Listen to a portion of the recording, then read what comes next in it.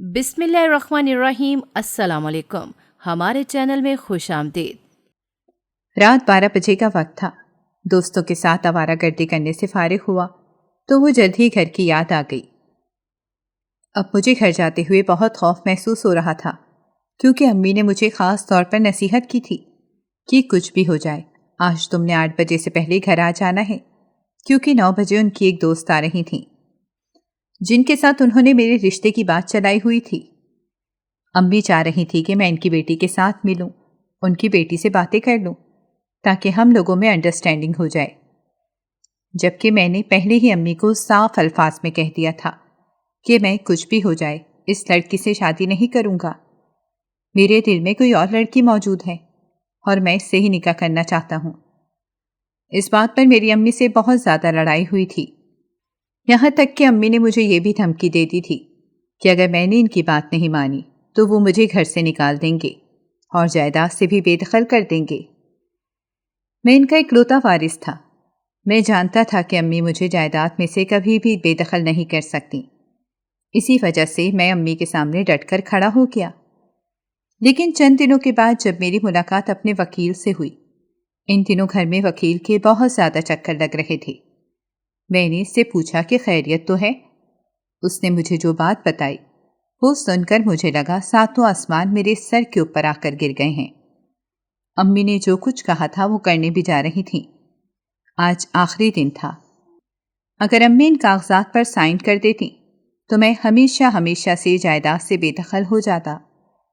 میں نے وکیل کی منتیں کی، ان کے سامنے ہاتھ جوڑے اور اسے وہیں سے باہر بھیج دیا اور ان سے معافی مانگنے لگا۔ میں جانتا تھا کہ فی الحال یہ کرنا بہت ضروری ہے۔ امی بہت غصے میں لگ رہی تھیں۔ انہوں نے مجھے ڈانٹتے ہوئے کہا کہ اگر تم مجھ سے آج معافی نہ مانگتے تو تمہارا کام ہمیشہ کے لیے تمام ہو جاتا۔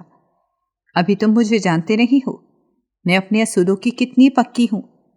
تمہارے باپ سے بھی میں اسی وجہ سے ہی الگ ہو گئی تھی، کیونکہ وہ میرے اصولوں کے بیچ میں آ رہا تھا اور میں اپنے اصولوں پر کسی بھی طرح کا کوئی سمجھوتا نہیں کر سکتی۔ یہ کہہ کر امی اٹھیں اور باہر چلی گئیں، جبکہ میں دل ہی دل میں سوچ رہا تھا کہ مجھے اپنی ماں جیسی عورت کبھی بھی نہ ملے، کیونکہ جو عورتیں مردوں کے سامنے ڈٹ کر کھڑی ہو جاتی ہیں اور جو عورتیں سمجھوتا کرنا نہیں جانتی، بلا شبہ وہ زندگی میں کامیاب ہوتی ہیں، لیکن کبھی بھی خوش نہیں رہ سکتی۔ ایک مرد کا سہارا عورت کے لیے بہت ضروری ہے، چاہے وہ عورت نوکری کرتی ہے یا چاہے وہ عورت گھر میں ہی رہتی ہے۔ اسے کسی نہ کسی موڑ پر مرد کی ضرورت ضرور پڑتی ہے، اور میں یہ بھی سمجھتا ہوں کہ عورت کا وجود مرد کے بغیر نامکمل ہے، بالکل اسی طرح ہی مرد بھی عورت کے بغیر نامکمل ہے۔ اللہ تعالیٰ نے دونوں کو اس لیے پیدا کیا ہے تاکہ دونوں نکاح کا رشتہ قائم کر کے ایک دوسرے کو مکمل کر دیں۔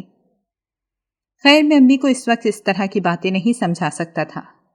میں تو شکر ادا کر رہا تھا کہ میری جان بچ گئی۔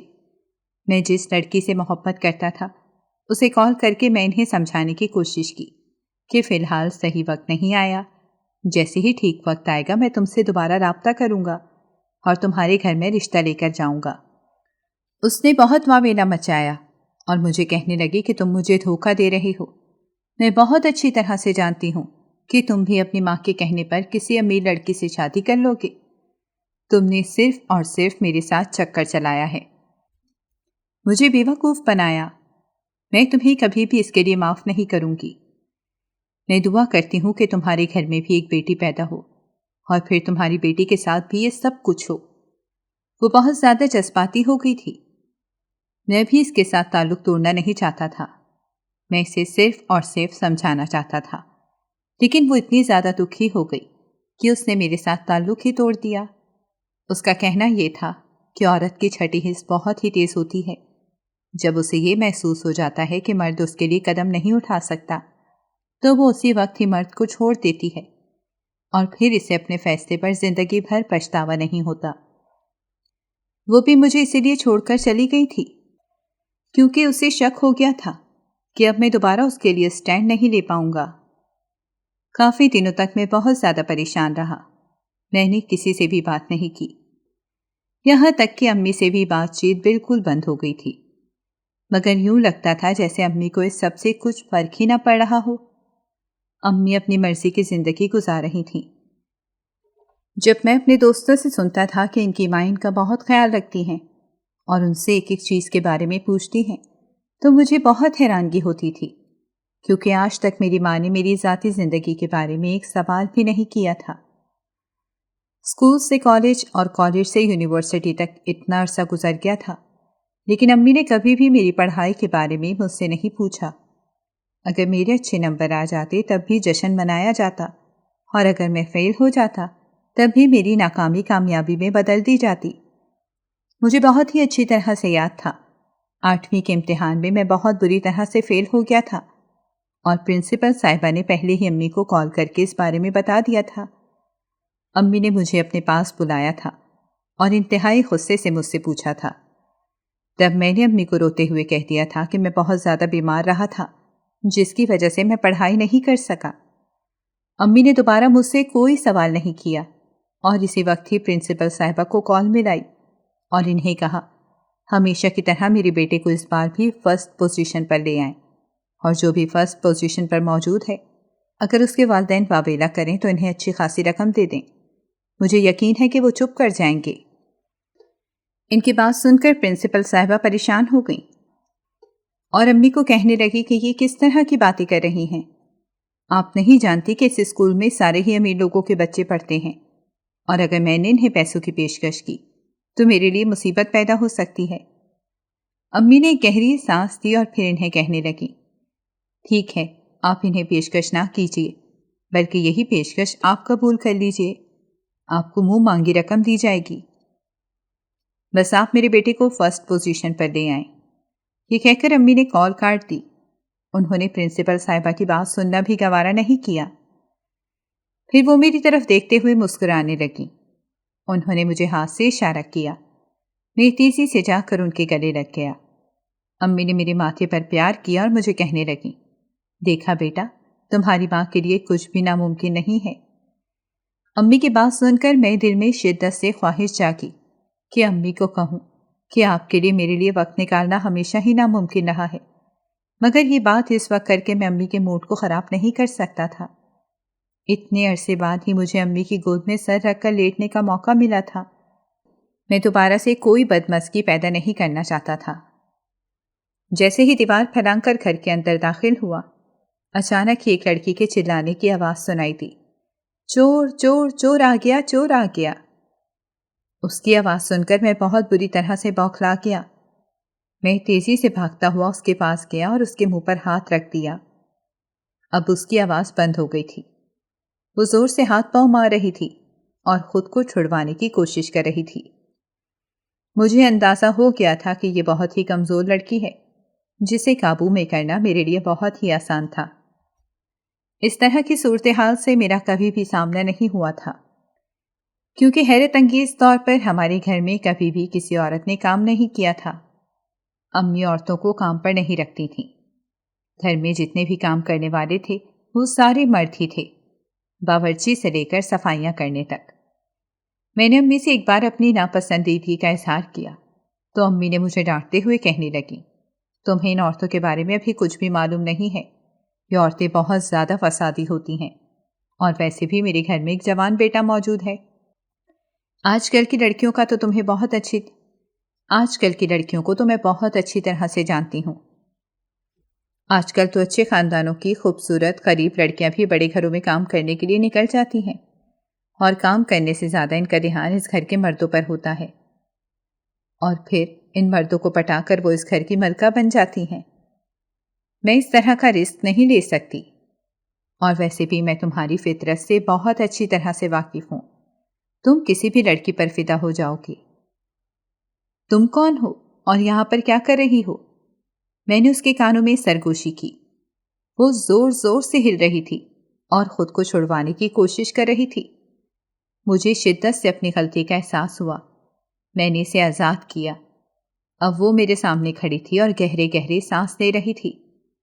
ہلکی سی روشنی میں اس کا چہرہ نظر آ رہا تھا۔ وہ بہت ہی خوبصورت لڑکی تھی۔ اس سے زیادہ خوبصورت لڑکی میں نے اپنی ساری زندگی میں نہیں دیکھی تھی۔ اس کا چہرہ سرخ ہو گیا تھا اور اس کی آنکھوں میں غصہ تھا۔ چور؟ وہ دوبارہ سے چلائے۔ میں نے دل ہی دل میں سے 2 گالیوں سے نوازا اور تیزی سے اس کی طرف لپکا، لیکن اس نے انتہائی پھرتی کا مظاہرہ کیا اور سائڈ پر ہو کر بھاگنے لگی۔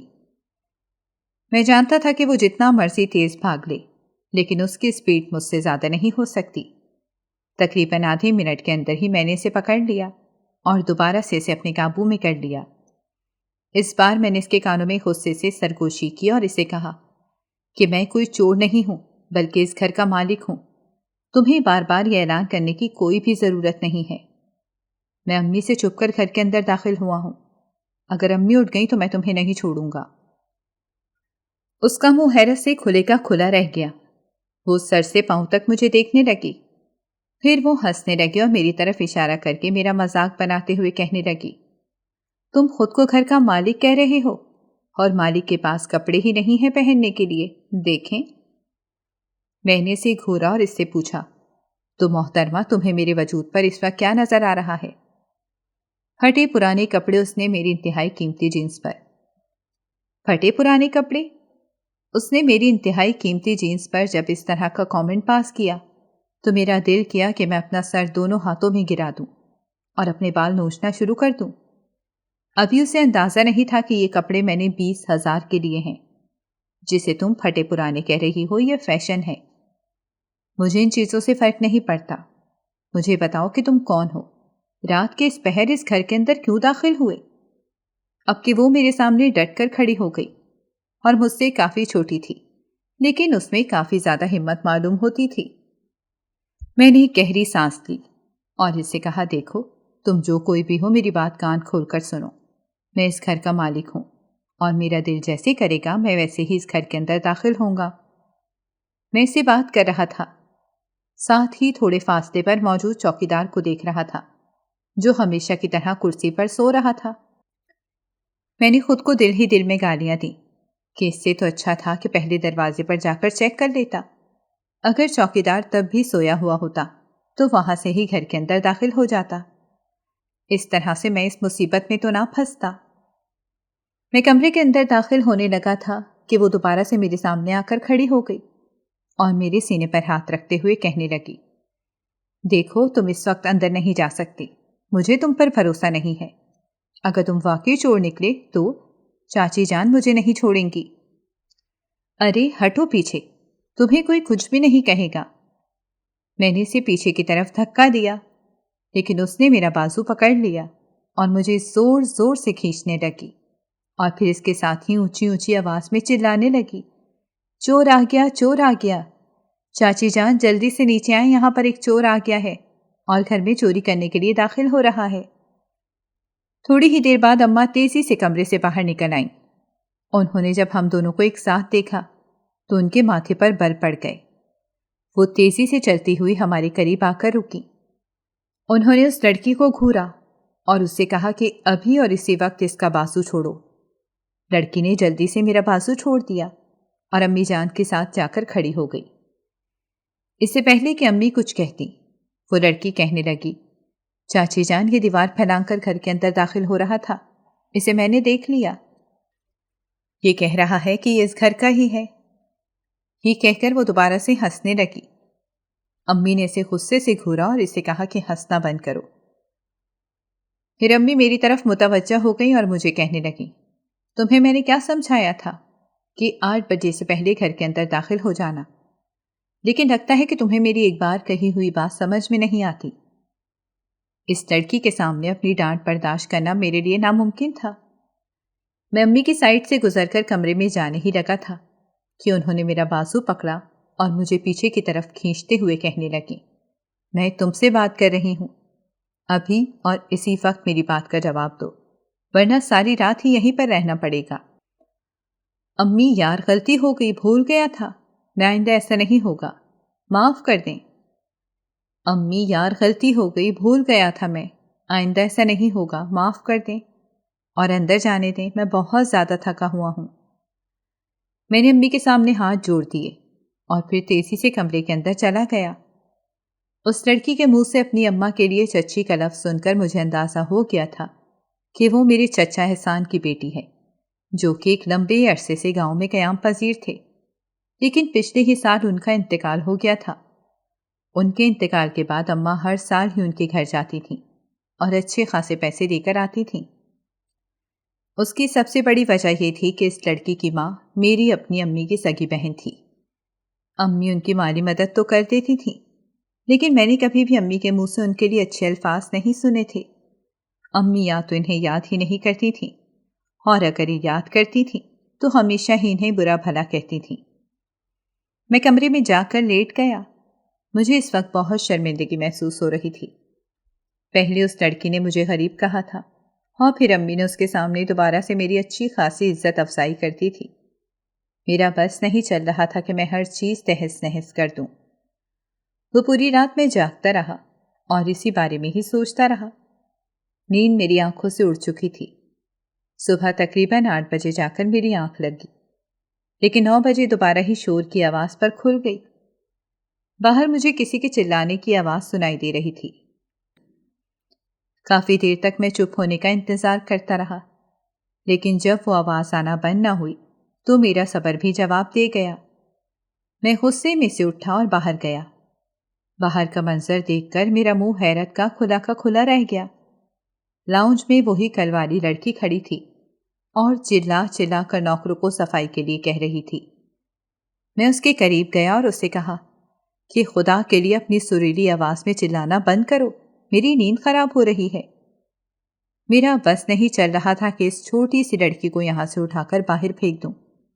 اس کی چھوٹی سی ناک غصے کی وجہ سے سرخ ہو گئی اور وہ مجھ پر چلاتے ہوئے کہنے لگی، کل بھی میں نے آپ کی بدتمیزی کو برداشت کیا تھا، لیکن آج میں آپ کی یہ بدتمیزی برداشت نہیں کروں گی۔ اگر آپ سے سوئی نہیں جا رہا تو اوپر والے کمرے میں جا کر سو جائیں، لیکن کم از کم میرے کام میں خلل مت پیدا کریں۔ مجھے بالکل بھی عادت نہیں ہے کہ میں کسی کی فضول باتیں برداشت کروں۔ وہ چھوٹی سی لڑکی میرے گھر میں کھڑی ہو کر مجھے ہی حکم دے رہی تھی۔ میں نے جلدی سے قریب کھڑے نوکر کو آواز دی اور اسے کہا کہ ابھی اور اسی وقت کام کرنا بند کر دو، مگر اس نوکر نے میری ایک بھی بات نہیں سنی اور کام میں مصروف رہا۔ یہ دیکھ کر میرا پارا غصے سے ہائی ہو گیا۔ میں نے اس کے ہاتھ سے کپڑا لیا اور اسے دور پھینکتے ہوئے کہا کہ میں تمہیں جو کہہ رہا ہوں وہ کرو۔ لڑکی تیزی سے آگے بڑھی اور مجھے ڈانٹتے ہوئے کہنے لگی، یہ آپ اس سے کس انداز میں بات کر رہے ہیں؟ نوکر نے مجھ سے معذرت کی اور کہا، صاحب معاف کر دیں، میں آپ کی بات نہیں مان سکتا۔ مجھے یہ سب کچھ بڑی بیوی نے کرنے کے لیے کہا ہے۔ آپ کو بڑی بیوی کے بارے میں بہت اچھے طریقے سے پتا ہے۔ اپنی اماں کا ذکر سن کر میں چند لمحوں کے لیے خاموش ہو گیا۔ واقعی میں اسے نہیں روک سکتا تھا۔ اگر امی کو اس بارے میں پتہ چل جاتا تو میری سب نوکروں کے سامنے ہی عزت افزائی ہوتی، جو میں کسی صورت بھی برداشت نہیں کر سکتا تھا۔ نوکر نے یہ بات بہت ہی دھیمے لہجے میں کہی تھی۔ اس کی بات سن کر میں نے اسے کہا کہ ٹھیک ہے، تمہیں آخری بار معاف کر رہا ہوں، لیکن آئندہ دھیان رکھنا۔ پھر میں اس چھوٹی سی لڑکی کی طرف متوجہ ہو گیا۔ وہ لڑکی اس وقت بھی بہت خوبصورت لگ رہی تھی۔ گلابی کپڑوں میں اس کا چہرہ دمک رہا تھا۔ وہ مجھے اپنے دل کی بہت ہی قریب محسوس ہو رہی تھی۔ تم چلو میرے ساتھ، میں نے تم سے کچھ بات کرنی ہے۔ اس لڑکی کو میں نے باہر چلنے کا اشارہ کیا اور پھر میں خود ہی حیران ہو گیا کہ میں اسے ایسا کیوں کہہ رہا ہوں۔ وہ لڑکی بھی کافی حیران نظر آ رہی تھی۔ ہم دونوں خاموشی سے لان میں بیٹھ گئے۔ میں نے اس لڑکی سے پوچھا کہ تم لوگ یہاں پر کیوں آئے ہو؟ میں نے اسے دو ٹوک انداز میں بات کرنے کا فیصلہ کیا تھا۔ میری بات سن کر اس لڑکی نے اپنی گردن جھکا دی اور کہنے لگی کہ گاؤں میں ایک بہت بڑا مسئلہ ہو گیا تھا۔ دراصل وہاں پر میری عزت محفوظ نہیں تھی۔ امی بہت زیادہ ڈر گئی تھیں۔ ملک ہر روز ہی ہمیں دھمکیاں دیتا تھا۔ وہ ہمیں کہتا تھا کہ وہ کسی بھی وقت مجھے گھر سے اٹھا کر لے جائے گا۔ امی نے اسی وجہ سے ہی چچی جان کو کال کی اور انہیں اس بارے میں بتایا۔ چچی جان نے امی کو تسلی دی اور پھر ہمیں اپنے پاس بلا لیا۔ میں اس کے لیے چچی جان کی بہت زیادہ شکر گزار ہوں۔ اگر وہ اس وقت ہماری مدد نہ کرتیں تو پتہ نہیں میرے ساتھ کیا ہوتا۔ اس لڑکی کی آنکھوں میں آنسو تھے اور وہ کافی تکلیف میں معلوم ہو رہی تھی۔ لڑکی کی بات سن کر تو چند لمحوں کے لیے میں بھی خاموش ہو گیا۔ اس ملک کو میں اچھے طریقے سے جانتا تھا۔ اس ملک کو تو میں اچھے طریقے سے جانتا تھا۔ اس کے ساتھ میری ایک وقت میں بہت اچھی دوستی رہی تھی، لیکن پھر ہم دونوں میں کچھ ایسے تنازعات جنم لینے لگے تھے کہ مجھے اس سے یکدم ہی نفرت ہو گئی، اور مجھے پتہ چل گیا تھا کہ وہ بالکل بھی ٹھیک انسان نہیں ہے، اور وہ دوسروں کی مجبوری کا ہمیشہ ہی فائدہ اٹھاتا ہے۔ خیر، میں بھی کوئی نیک اور اچھا انسان نہیں تھا، لیکن میں اچھائی اور برائی کے درمیان فرق کو بہت اچھی طرح سے جانتا تھا۔ اسی وجہ سے ہی میں نے اس سے کنارہ کشی کر لی۔ مگر وہ دن مجھے بہت اچھی طرح سے یاد ہے۔ امی نے اس دن بھی مجھے اپنے پاس بلایا تھا اور مجھے غصے سے مخاطب کرتے ہوئے کہا تھا کہ میں نے ملک سے دوستی کیوں توڑی، کیونکہ اماں کا جو کاروبار سنبھال رہی تھی اس کاروبار میں ملک کے والد کا بھی حصہ تھا۔ ایک اور ضمانت تک دونوں 25 اور ایک زمانے میں دونوں 50-50 کے پارٹنر رہے تھے، لیکن بعد میں ملک کے والد الگ ہو گئے کیونکہ ان کا ایک اور جگہ پر بہت بڑا نقصان ہو گیا تھا، اور انہوں نے وہ نقصان پورا کرنے کے لیے امی سے اپنے حصے کے پیسے لے لیے تھے۔ تب ابھی میں نے امی کو یہی کہا تھا کہ ملک بالکل بھی ٹھیک لڑکا نہیں ہے۔ میں نے اس سے ایک لمبے عرصے تک دوستی رکھی ہے، لیکن اب مجھے یوں محسوس ہو رہا ہے کہ اس سے دوستی رکھنا صرف اور صرف بدنامی کا سبب ہے، لہٰذا میں اس سے مزید بات چیت نہیں کر سکتا۔ امی نے دوبارہ مجھ سے اس بارے میں کوئی بھی سوال نہیں کیا تھا۔ میں جانتا تھا کہ وہ اس وجہ کے بارے میں بھی جان جائیں گی۔ مجھے حیرت تو اس بات پر ہو رہی تھی کہ جب میں پہلی بار گاؤں گیا تھا تب امی نے مجھے اپنی کزن اور اس کی والدہ کے بارے میں کچھ بھی نہیں بتایا تھا۔ مجھے اتنا تو پتا تھا کہ اس گاؤں میں ہمارے رشتہ دار رہتے ہیں، لیکن میں یہ نہیں جانتا تھا کہ وہ میری اپنی سگی خالہ ہیں۔ اس لڑکی کا نام چاندنی تھا۔ اسے یہاں پر آئے ہوئے تقریباً 4 دن گزر چکے تھے۔ وہ ہر وقت ہی ہنستی کھیلتی رہتی تھی۔ اس کے چہرے پر مسکراہٹ دیکھ کر میں بھی مسکرا دیتا تھا۔ ایک دن وہ بیٹھی پودوں کو پانی دے رہی تھی۔ میں بھی تھوڑے ہی فاصلے پر بیٹھا اسے دیکھ کر مسکرائے جا رہا تھا۔ مجھے بالکل بھی اندازہ نہیں ہوا کہ کب امی جان وہاں پر چلی آئیں۔ جب وہ میرے پاس بیٹھی تو مجھے جلدی سے اپنی غلطی کا احساس ہوا۔ میں سیدھا ہو کر بیٹھ گیا۔ امی بہت ہی غور سے میرے چہرے کی طرف دیکھ رہی تھیں۔ کافی دنوں سے نوٹ کر رہی ہوں تمہاری حرکتیں بہت زیادہ تبدیل ہو گئی ہیں۔ اب تم زیادہ وقت اپنے گھر میں ہی گزارنے لگے ہو۔ کیا اس کی وجہ وہ سامنے بیٹھی لڑکی تو نہیں ہے؟ امی نے چاندنی کی طرف اشارہ کرتے ہوئے کہا۔ امی کی بات سن کر میں نے تیزی سے نفی میں سر ہلایا اور امی کو کہا خدا کا خوف کریں، یا آپ کس طرح کی باتیں کر رہی ہیں؟ میں اس کی وجہ سے کیوں گھر میں وقت گزارنے لگا؟ دراصل آج کل میرے دوست بہت زیادہ مصروف ہیں، اسی وجہ سے ہی میں گھر میں دکھائی دیتا ہوں، لیکن اگر آپ کو پسند نہیں ہے تو میں گھر میں نہیں رہوں گا۔ امی نے کرسی سے ٹیک لگائی اور کہنے لگی، مجھے تمہارے گھر میں رہنے سے کوئی مسئلہ نہیں ہے، مجھے صرف اور صرف ایک چیز سے مسئلہ ہے کہ تم کسی بھی غریب لڑکی پر اپنا دل نہ ہارو، کیونکہ میں غریب لڑکی کو اپنے گھر کی بہو نہیں بنا سکتی۔ میں کسی ایسی عورت کو اپنے گھر کی بہو بناؤں گی جس کا باپ بہت زیادہ اثر و رسوخ کا مالک ہوگا، کیونکہ میں اپنے کاروبار کو مزید وسیع کرنا چاہتی ہوں۔ پھر انہوں نے نفرت سے چاندنی کی طرف دیکھا اور کہا کہ اس جیسی لڑکیوں کو تو میں بہت اچھی طرح سے جانتی ہوں۔ ایسی لڑکیاں تو شروع سے ہی پیسوں سے ترسی ہوئی ہوتی ہیں۔ تم نے اگر اس سے شادی کر بھی لی تو یہ دنوں میں ہی تمہاری دولت کو ختم کر دے گی، اور میں نے یہ دولت بہت ہی مشکل سے کمائی ہے۔ اتنی مشکل سے کمائی ہوئی دولت کو میں ایسی لڑکیوں پر نہیں لٹا سکتی۔ یہ کہہ کر امی وہاں سے اٹھ کر چلی گئیں۔ مجھے یوں لگا جیسے امی مجھے اس بارے میں ہی سمجھانے کے لیے آئی ہیں۔ کافی دیر تک امی کی باتیں میرے ذہن میں گھومتی رہیں، لیکن جب میں نے چاندنی کو دیکھا تو وہ باتیں دوبارہ سے ذہن میں محور ہو گئیں۔ نہ جانے اس لڑکی میں ایسا کیا تھا کہ میں اپنی ساری پریشانیاں بھول جاتا تھا، اور صرف مجھے وہی دکھائی دیتی تھی۔ میں جانتا تھا کہ یہ کوئی ٹھیک اشارہ نہیں ہے۔ مجھے دوبارہ سے اس لڑکی سے محبت ہو رہی تھی۔ امی کی باتیں سن کر میں بہت زیادہ پریشان ہو گیا تھا، اور پھر اس دن میں نے اپنے آپ سے عہد کیا کہ میں خود کو کسی مقام پر پہنچاؤں گا تاکہ اگر بعد میں مجھے امی سے الگ بھی ہونا پڑے تب بھی مجھے کسی بھی قسم کا کوئی مسئلہ نہ ہو۔ لمبے عرصے سے امی مجھے دفتر جانے کے لیے کہہ رہی تھیں، لیکن میں ہمیشہ ہی امی کی بات ٹال دیتا تھا۔ اب میں نے فیصلہ کیا تھا کہ دفتر جاؤں گا اور سب سے پہلے جائیداد اپنے نام کرواؤں گا، تاکہ یہ خوف تو میرے دل سے ختم ہو جائے کہ امی مجھے اس جائیداد سے بے دخل کر دیں گی۔ جیسے جیسے وقت گزرتا جا رہا تھا ویسے ویسے میرے لیے وہ بہت اہم ہوتی چلی جا رہی تھی۔ اب تو میں اس کے ساتھ وقت بھی گزارنے لگا تھا۔ میں اکثر ہی اس کے ساتھ بیٹھا باتیں کرتا رہتا تھا اور اس کے ماضی کے ارادے میں سنتا رہتا تھا، لیکن ایک مقام پر آ کر وہ بالکل چپ ہو جاتی تھی۔ جب میں اس سے پوچھتا تھا تمہیں کسی سے محبت ہوئی ہے تو وہ یکدم ہی خاموش ہو جاتی تھی۔ اس کا چہرہ سرخ ہو جاتا تھا۔ میں اندازہ نہیں لگا پاتا تھا کہ اس کے ذہن میں کیا چل رہا ہے، اور پھر راتوں کو میں اس کے بارے میں سوچتا رہتا تھا کہ یا تو اسے کسی سے شدید محبت ہوئی ہے اور اسے دھوکہ مل گیا ہے، یا پھر اسے اپنا محبوب بہت زیادہ یاد آ جاتا ہے۔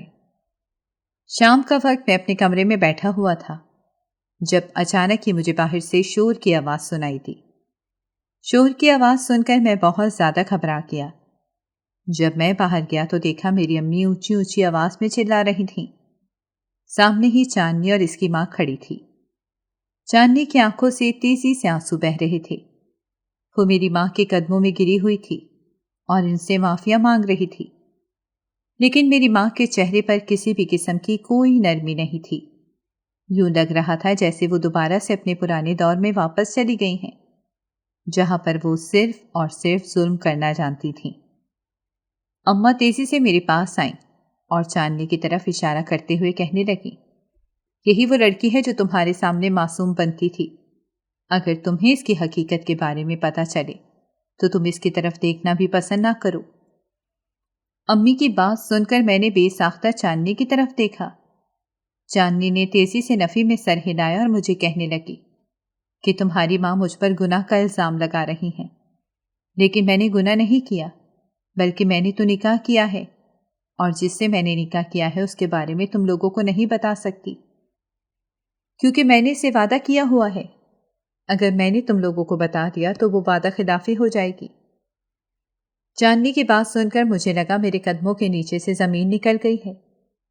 میری ماں تیزی سے آگے بڑھی اور چاندنی کے بالوں سے پکڑتے ہوئے کہنے لگی، اگر تم نے اس شخص کا نام نہ لیا تو میں تم لوگوں کو دھکے مار کر اس گھر سے باہر نکال دوں گی، بلکہ نہیں، میں تم دونوں کو ملک کے حوالے کر دوں گی، اور تم لوگ جانتے ہو کہ وہ تم لوگوں کے ساتھ کیسا سلوک کرے گا۔ چاندنی نے میری ماں کے سامنے ہاتھ جوڑ دیا اور نفی میں سر ہلاتے ہوئے کہنے لگی، نہیں، خدا کے لیے ایسا مت کیجیے گا، میرے ساتھ اتنا بڑا ظلم مت کیجیے گا۔ اور پھر چاندنی نے جو نام لیا اور اپنی رات کے بارے میں جب مجھے بتایا تو مجھے لگا میرے قدموں کے نیچے سے زمین نکل گئی ہے۔ میں سوچ بھی نہیں سکتا تھا کہ وہ بچہ، آج سے تقریباً 6 مہینے پہلے میں چاندنی کے گاؤں میں گیا تھا، کیونکہ مجھے اپنے دوستوں سے پتہ چلا تھا کہ وہاں پر ایک بہت بڑا جنگل ہے اور شکار کرنے میں بہت مزہ آتا ہے۔ اس جنگل میں بہت سے ایسے جانور موجود ہیں جو میرے پسندیدہ تھے، اور میں لمبے عرصے سے ان کا شکار کرنے کے بارے میں سوچ رہا تھا۔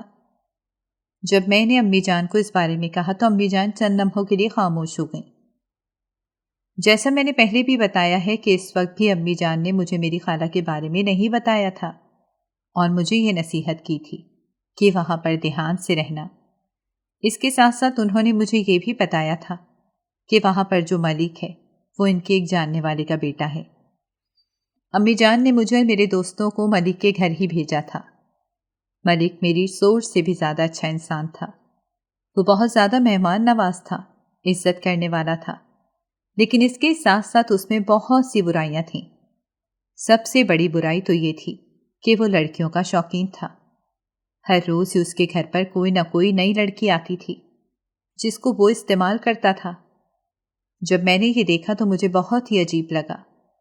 میں نے اپنے دوستوں سے بات کی کہ میں ملک کو سمجھاؤں گا اور اسے کہوں گا کہ یہ بالکل بھی ٹھیک عادت نہیں ہے۔ میرے دوستوں نے مجھے ڈانٹا اور کہنے لگے، تجھے کیا ہے، اس کی اپنی زندگی ہے، وہ جس طرح چاہے اپنی زندگی گزارے۔ ہمیں تو شکر ادا کرنا چاہیے کہ اس نے ہمیں یہاں پر اتنی عزت سے رکھا ہوا ہے۔ نہ صرف وہ ہمارے کھانے پینے کا خیال رکھتا ہے، بلکہ اس کے ساتھ ساتھ باقی تمام ضروریات پوری ہو رہی ہیں۔ ایسا نہ ہو کہ تم اس سے یہ بات کرو اور وہ ہمیں گھر سے ہی نہ نکال دے۔ میں نے اپنے دوستوں کو کہا کہ تمہیں خوفزدہ یا فکر مند ہونے کی کوئی بھی ضرورت نہیں ہے۔ اگر اس نے ہمیں اپنے گھر سے نکال بھی دیا تو ہم یہاں پر کسی اور کے گھر میں پناہ لے لیں گے۔ علی کہنے لگا کہ میں جانتا ہوں کہ تو نے یہ بات سوچ لی ہے، اب تو اس سے بات کر کے ہی رہے گا، اسی لیے تجھے سمجھانے کا کوئی بھی فائدہ نہیں ہے۔ تیرے دل میں جو کچھ آتا ہے تو وہ کچھ کر، لیکن مہربانی کر کے ہمیں سب سے دور رکھ۔ یہ کہہ کر وہ دوبارہ سے آپس میں باتیں کرنے لگے، جبکہ میرا دھیان ملک کی طرف ہی اٹکا ہوا تھا۔ اس رات میں ملک کے پاس گیا۔ میں نے اسے کہا کہ میں نے تم سے ایک بہت ضروری بات کرنی ہے۔ میری بات سن کر وہ مسکرانے لگا اور کہنے لگا، ہاں ٹھیک ہے، تم مجھے کہو، یوں ہچکچاؤ تو نہیں۔ میں نے اسے کہا کہ بات ہی کچھ ایسی ہے، کہیں تمہیں بری نہ لگ جائے۔ ملک ہنسنے لگا اور کہنے لگا کہ تم مجھ سے بات کرنا بھی چاہتے ہو اور پھر اس کے ساتھ ساتھ تمہیں یہ بھی ڈر لگ رہا ہے کہ وہ بات مجھے بری لگ جائے گی، تو پھر تم نہ ہی کہو۔ نہیں، میں تم سے بات کر کے ہی رہوں گا۔ پھر میں نے اسے کہا، ملک تم گاؤں کی لڑکیوں کے ساتھ بڑی زیادتی کر رہے ہو، تم ان کے ساتھ ظلم کر رہے ہو، اس ظلم سے باز آ جاؤ۔ ملک انتہائی غور سے میرے چہرے کی طرف دیکھ رہا تھا۔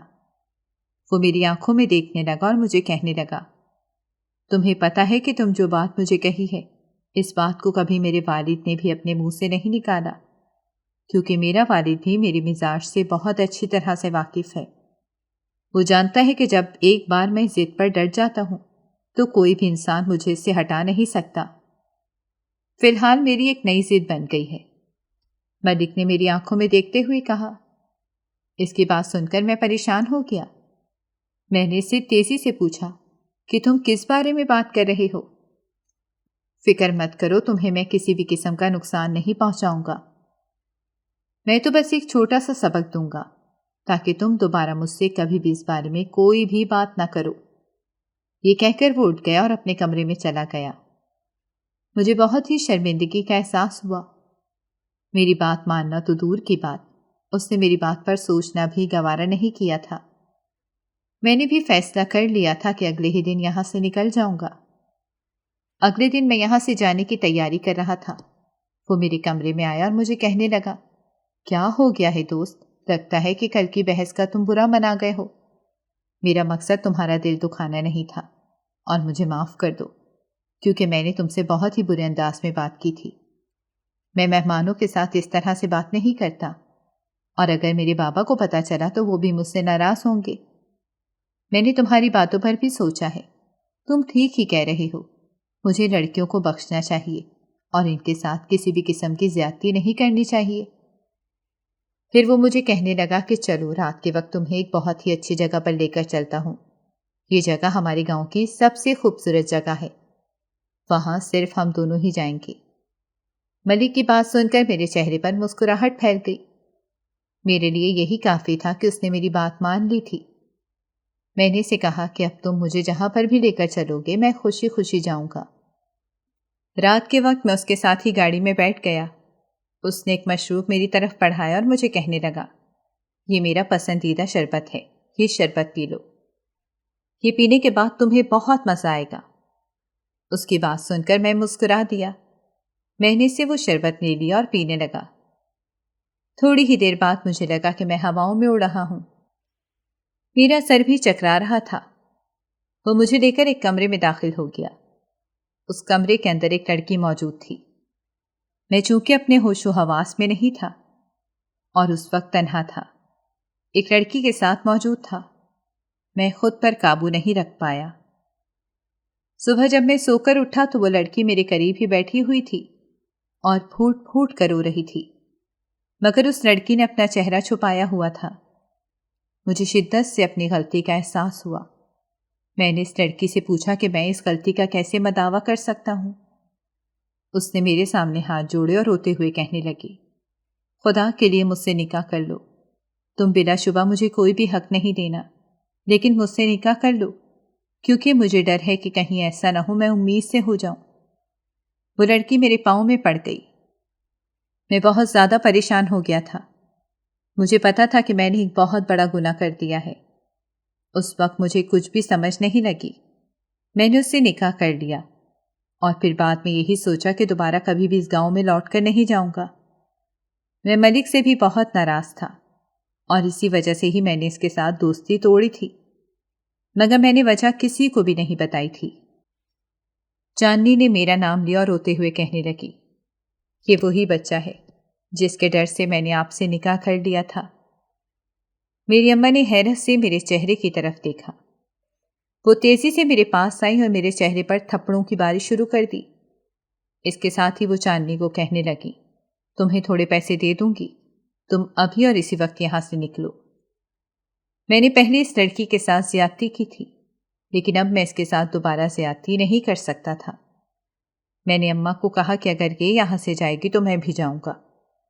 اماں نے کہا کہ دونوں ہی یہاں سے نکل جاؤ۔ میں ان ماں بیٹی کو لے کر خاموشی سے گھر سے نکل آیا۔ اس وقت میرے پاس تھوڑے سے ہی پیسے موجود تھے۔ میں ایک پوش علاقے میں گیا اور ان دونوں کو 2 کمروں کا گھر لے کر دے دیا۔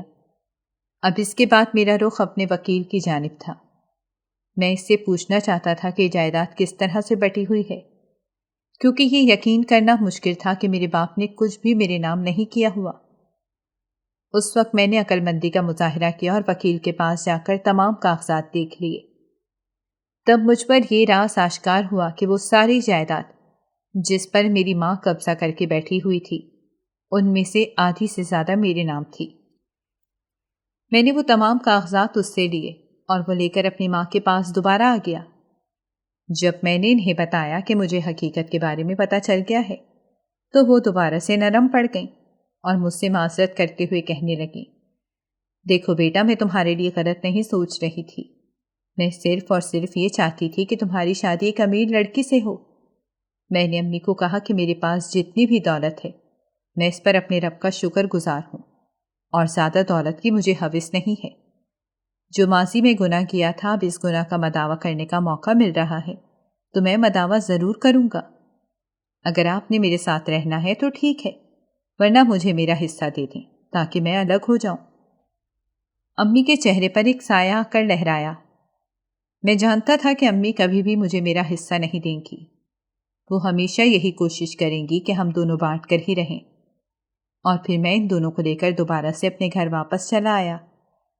تقریباً 6 مہینوں تک امی اس کے ساتھ برا سلوک کرتی رہیں، لیکن جب ان کا پوتا اس دنیا میں آیا تو ان کی ساری ناراضگی ختم ہو گئی۔ انہوں نے چاندنی کو اپنی بہو کے روپ میں قبول کر لیا اور اب میں ان سب کے ساتھ ایک پرسکون زندگی گزار رہا ہوں۔ میں شکر ادا کر رہا ہوں کہ جو غلطی میں نے کی تھی اس غلطی کو سدھارنے کا مجھے موقع مل گیا تھا۔ ناظرین، اگر آپ کو ہماری کہانی اچھی لگی ہے تو ویڈیو کو لائک کریں، شیئر کریں اور ہمارے چینل کو سبسکرائب کریں۔ اگلی ویڈیو تک اجازت دیں۔ اللہ حافظ۔